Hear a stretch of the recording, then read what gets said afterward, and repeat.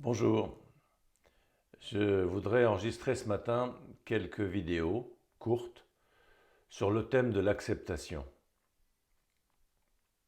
Est-ce que vous aimeriez vous débarrasser définitivement de tous les problèmes qui vous accablent, qui vous prennent de l'énergie, tous ces trucs pénibles? Vous savez, quand on a une araignée au plafond, on vit tout depuis un arrière-goût de «Ah, je suis contrarié, j'ai du souci», ou «J'ai le cœur gros», ou ça c'est une grosse peine, ou j'ai une contrariété, j'ai du ressentiment, mais principalement on va se concentrer ce matin sur j'ai de l'appréhension, j'ai des craintes. Et en particulier, on va parler des craintes pour l'avenir.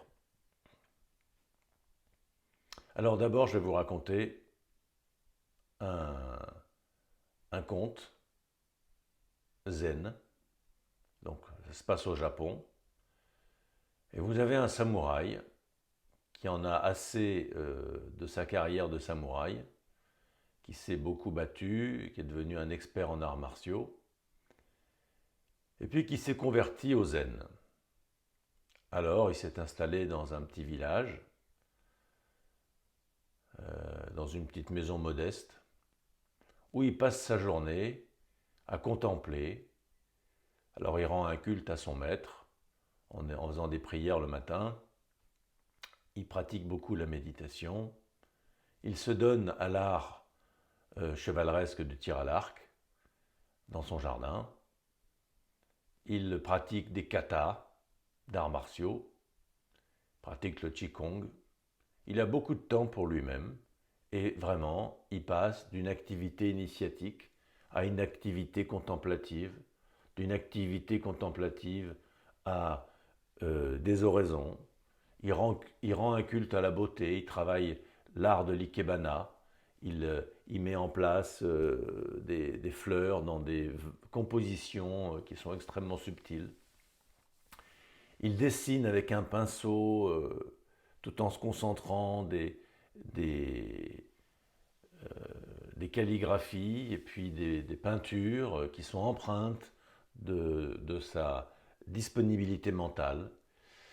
Et ma foi, ces jours s'écoulent heureux dans ce travail sur soi, instant après instant. Et puis, c'est son destin, que voulez-vous? Il y a dans une des maisons du village, pas trop loin de chez lui, un petit couple de jeunes gens, une petite jeune fille, un petit jeune homme, qui se fréquentent, quoi, qui flirtent ensemble. Puis un jour, il arrive ce qui devait arriver, c'est que la petite jeune fille tombe enceinte. Mais comme elle est mineure, et puis que lui, le petit jeune homme, eh ben, il est vraiment très jeune, et puis qu'il n'a pas de métier, et puis qu'à cette époque-là, au Japon, ça rigolait pas avec ce genre de truc, bah, pour ne pas être mis en prison et faire perdre l'honneur de sa famille, il est obligé de se sauver. Et la petite jeune fille, euh, ils conviennent tous les deux que lui va s'exiler pour essayer de trouver un travail et revenir avec de la fortune, parce que pour l'instant il n'a pas d'argent et ses parents voudront sûrement pas qu'il l'épouse. Et ils ont trouvé la bonne idée de faire porter le chapeau au moine zen d'à côté. Donc, le petit jeune homme se sauve, la jeune fille, qui avec les mois passant prendre l'embonpoint, dit à sa maman, c'est le moine zen qui est le père de l'enfant à venir. Alors, le village est en émoi, tout le monde dit, regardez-moi ce type qui se prétend un ermite, un moine zen, etc. Tu parles. Il n'est pas du tout retiré des affaires, il a sournoisement engrossé la petite jeune fille, c'est abominable, quel affreux bonhomme. Allons lui demander des comptes.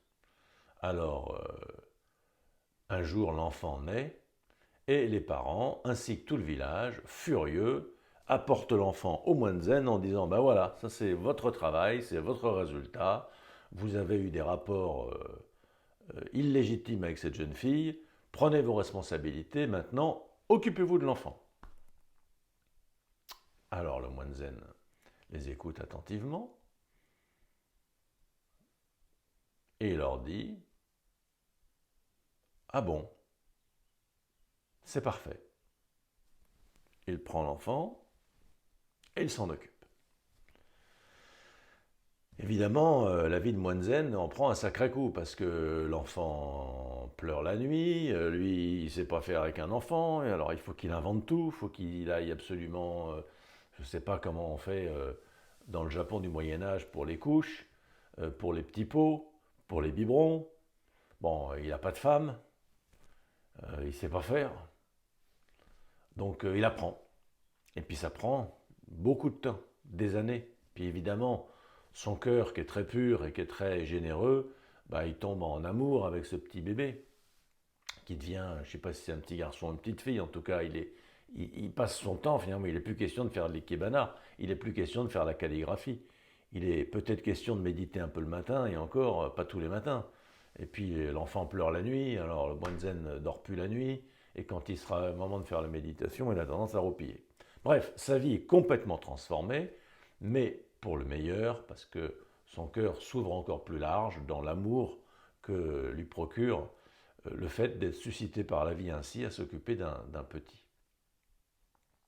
Et puis, la vie continue de tourner à l'extérieur de cette petite histoire. Et le petit jeune homme, vous vous souvenez du début de l'histoire, qui était parti chercher fortune, a trouvé fortune, est devenu quelqu'un de responsable. Euh, il a de l'argent, un métier, une renommée, et donc il revient au village retrouver sa bien-aimée en lui disant « Ma chérie, ça y est, j'ai réussi, je vais pouvoir t'épouser, nous allons reprendre notre enfant. » La jeune fille est toute heureuse, elle sur qui l'opprobre avait été jeté, tout d'un coup, quand elle apprend à ses parents que ce jeune homme vient pour l'épouser, elle, la mère illégitime, le village est fou de joie, on dit mais enfin c'est formidable. Et puis là, elle est obligée de dire mais tu sais, papa, maman, on vous avait menti parce qu'on ne savait pas comment faire. Le moine zen n'y est pour rien. C'est le petit jeune homme qui est devenu maintenant un monsieur respectable, qui d'ailleurs a jamais été un mauvais garçon puisque il est parti pour travailler, il est revenu avec le fruit de son travail et maintenant il assume ses responsabilités et nous allons nous marier et vivre ensemble et nous allons aller chercher notre enfant. Alors tout le monde est content, et tout le monde est dans ses petits chaussons, tout le monde ses petits souliers, tout le monde se dit mince, le pauvre moine zen, c'est une sommité spirituelle, vous vous rendez compte? Déjà on trouvait que c'était un type extraordinaire, un samouraï qui est devenu moine zen, et ben dis donc, et puis en plus il était très gentil avec tout le monde, il était très discret, il n'avait jamais de problème, et nous on est venu l'accuser, et puis on lui a brisé sa vie, et ça fait 5, 6, 7, 8 ans, bon on ne sait plus quel âge a l'enfant, que on lui a obligé, le pauvre, à tirer un boulet là pour il ne peut plus faire ses prières et ses pratiques. Il faut absolument qu'on aille s'excuser.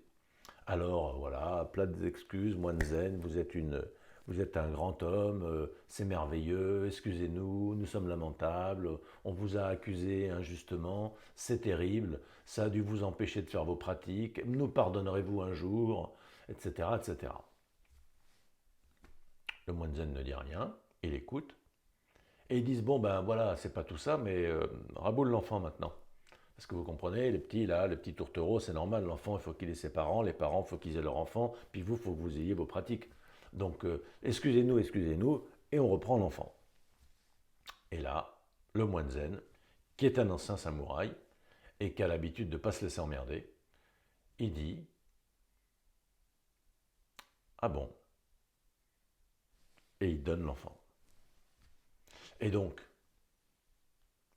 les jeunes tourtereaux s'en vont avec leur petit enfant de 5, 6, 7, 8 ans, je ne sais plus. Toute la famille se retire et le moine zen reprend ses pratiques.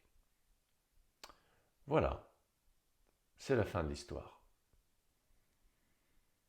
Qu'est-ce que ça vous évoque?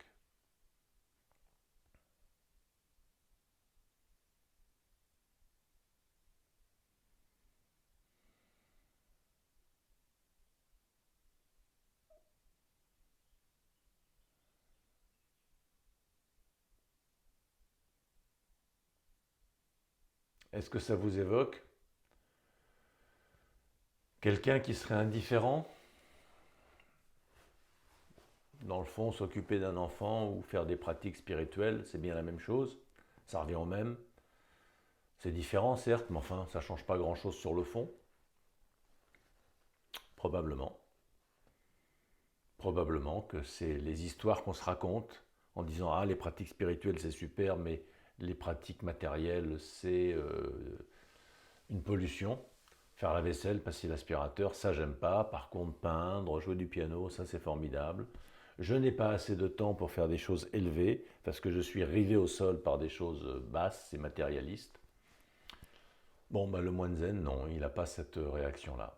Est-ce que c'est quelqu'un qui s'en fout, qui est indifférent de tout, qui attend simplement de mourir? Il vit en attendant de mourir, avec indifférence? Certainement pas. C'est une histoire de détachement, c'est une histoire d'engagement, parce que quand il est dans ses pratiques, il y est à 100%. Le zen, la méditation, le tir à l'arc, l'ikebana, la calligraphie, tout ça, ça requiert une concentration intense, un entraînement de tous les jours, une discipline absolue. C'est pas pour les rêveurs, c'est pas pour les tièdes, c'est pour des gens qui sont ardents et très engagés. Et quand on s'occupe d'un enfant, on ne peut pas se permettre l'approximation, hein. C'est un engagement total. Donc on ne peut pas dire que ce soit un indifférent. C'est pas quelqu'un qui s'en fout de tout. C'est pas un jouisseur sans lendemain qui passe son temps à s'enfiler des marshmallows, des pistaches, à regarder la télé, à aller d'un plaisir à l'autre. C'est quelqu'un qui se donne entièrement à sa pratique et qui se donne entièrement à l'enfant. On ne peut pas dire qu'il n'est pas généreux, qu'il n'est pas, qu'il est versatile.